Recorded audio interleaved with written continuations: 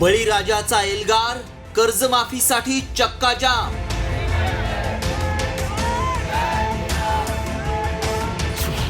कर्जमाफीच्या आश्वासनाचा सरकारला विसर।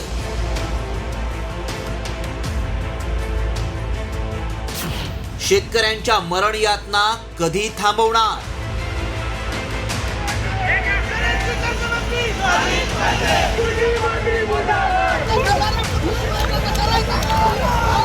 शेतकऱ्यांच्या संतापाचा हा भडका उडालाय, तोही सरकार विरोधात। निवडणुकीत कर्जमाफीची घोषणा करणाऱ्या सरकारला आश्वासनाचा विसर पडलाय।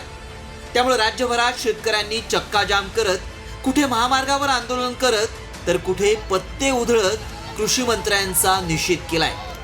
मुंबई आग्रा महामार्गही आंदोलकांनी रोखून धरल्यानं मुंबई आग्रा महामार्गावर वाहनांच्या लांबच लांब रांगा लागल्या होत्या।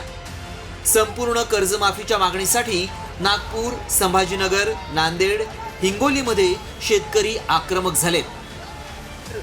सरकारने निवडणुकीच्या वेळेस शेतकरी बांधवांना, मतदारांना एक आश्वासन दिलं होतं की आमची सरकार आल्यावर शेतकऱ्यांचा सातबारा कोरा करू, परंतु सत्तेवर बसून कदाचित त्यांना विसर पडला असेल की शेतकऱ्यांनी त्यांनी आश्वासन दिलं होतं की लवकरच सरकारचा सातबारा कोरा केला नाही तर यापुढे शेतकरी पुन्हा रस्त्यावर उतरल्याशिवाय राहणार नाही। आम्हाला शेतकरी कर्जमुक्ती पाहिजे आणि कर्जमुक्ती मागचं एक कारण आहे की आतापर्यंत जेवढे सरकार आले गेले त्याच्यामध्ये यांनी फक्त आमची लूट केली आणि लूट कमी नाही केली आणि भरपूर लूट करून एक नवीन गाजर या सरकारनं दिलं।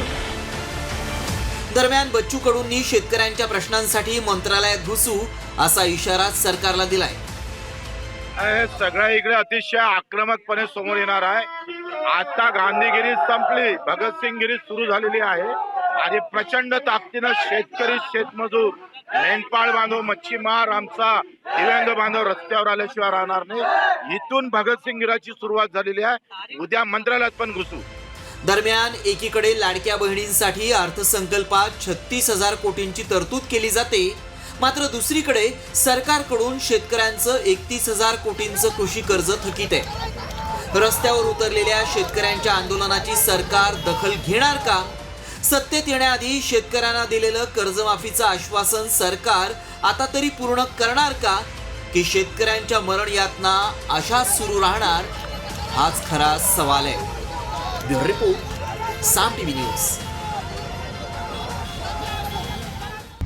आता isakal.com आहे देशातील नंबर 1 ची मराठी न्यूज वेबसाईट। प्रत्येक अपडेटसाठी isakal.com ला नक्की भेट द्या।